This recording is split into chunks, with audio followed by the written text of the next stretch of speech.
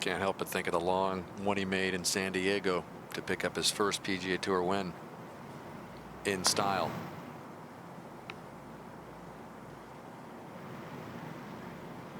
Here it comes. Here it Watch out! comes. He's got it! Wow!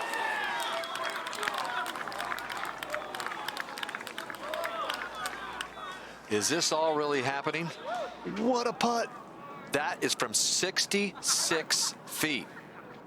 Exactly as Rolf described it. He wanted to kick it out there to the left-hand side about 20 feet short of the hole and just let it drip over that hill, which is exactly what it did. Does this guy have a flair for the dramatic as well? We mentioned that putt at Torrey Pines. Wow. Didn't quite have the roar with no spectators. There are some people here, family members led on the bubble, so there's a little bit of an atmosphere out there with some volunteers who are getting to witness it in person. Starts. We saw DJ do it in regulation.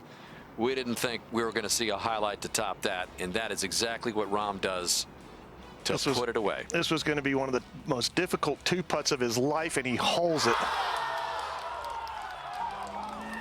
2017 Farmers Insurance Open. He made that eagle at the last, and look what he does here in the first playoff hole just outside Chicago at Olympia Fields.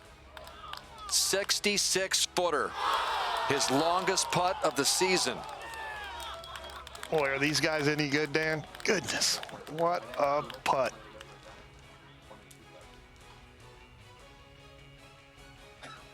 Unbelievable stuff. As we send you down to Steve's. Standing on the range about 20 minutes ago when Dustin made that putt to force the playoff, you just shrugged it off. How are you able to keep your poise and get the job done here?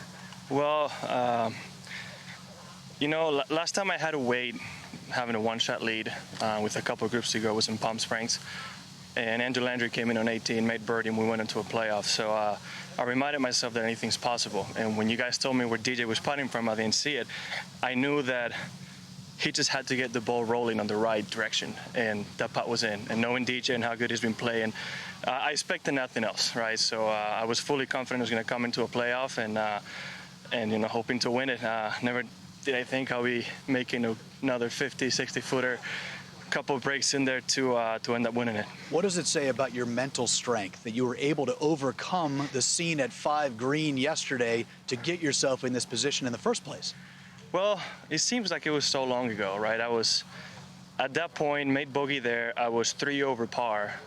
I was a 4 over par in a lot of holes to play. Yesterday was just trying to finish strong and get myself in contention. And once I teed off today with the good weather and how I started striping it the first few holes, I knew I had a chance. I just try not to think about it. You know, I had such a good round yesterday, and I was so proud of making the 6-footer for bogey that, you know, it just went right through my mind and focused on the task ahead. I think the last time we saw a reaction like that on an 18th green was at Torrey Pines years ago when you got that victory.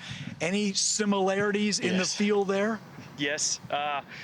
It was a long putt, even though that time 2 putts was enough, and I had to hit it a lot softer, but very similar idea, right? I had to get it to a spot on the left side and just let it ride the slope.